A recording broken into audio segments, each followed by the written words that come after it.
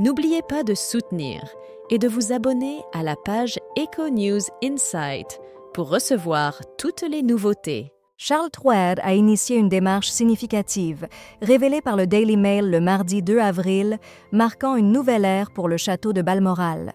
Cet été, pour la première fois, le public aura l'opportunité de visiter cette résidence emblématique de la monarchie britannique, moyennant un droit d'entrée. Le château de Balmoral, acheté par le prince Albert en 1852 et offert à la reine Victoria, a toujours été un lieu cher au cœur de la famille royale britannique. Élisabeth II, elle-même, y trouvait un refuge paisible pour ses vacances, s'immergeant dans l'intimité familiale à l'écart de l'attention publique. Le Daily Mail rapporte que, dans un geste d'ouverture inédit, Charles Troer a décidé d'ouvrir les portes de cette demeure historique.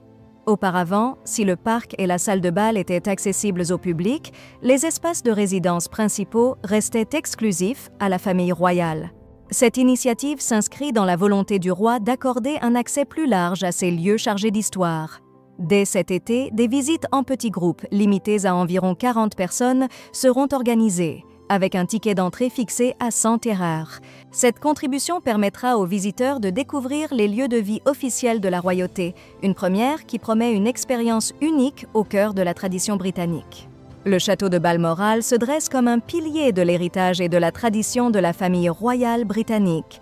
Ce lieu détient une signification particulière, notamment en raison de son association avec Élisabeth II, qui y a passé ses derniers moments le 8 septembre 2022. Cet été, les visiteurs auront l'occasion unique de parcourir les espaces intimes utilisés par Charles Troer et Camilla Parker Bowles, y compris les 2 salles à manger, le salon et le couloir rouge emblématique.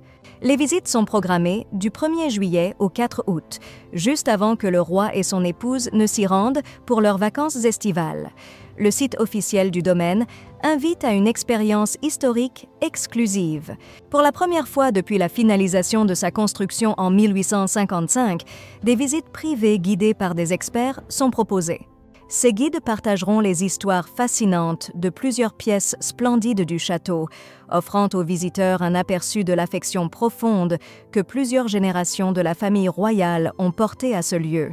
En outre, ceux qui visitent le château pourront savourer un afternoon tea traditionnel, incluant thé et gourmandises, dans le cadre élégant du restaurant pour 150 livres, environ 175 €. Cette expérience offre une immersion dans le quotidien royal, permettant aux visiteurs de se glisser dans la peau du roi Charles III le temps de quelques heures. Charles Troer a captivé l'attention lors de sa première apparition publique après une période d'absence significative. Cette pause médiatique a débuté peu après que Kate Middleton eut annoncé qu'elle se mettait en retrait pour des raisons de santé, suivie de près par une annonce du palais de Kensington révélant que le roi Charles III était en traitement pour un cancer. Cette nouvelle avait laissé les Britanniques dans l'attente de mises à jour sur leur état de santé. Lors de la célébration de Pâques, le roi a fait une entrée remarquable, en prenant le temps d'adresser des encouragements et de partager son optimisme quant à sa santé. « Je fais de mon mieux », a-t-il déclaré, une phrase simple mais chargée de résilience. Ce jour-là fut marqué par de nombreux échanges chaleureux, le roi prenant le temps de saluer personnellement les personnes venues le soutenir lors de cet événement significatif.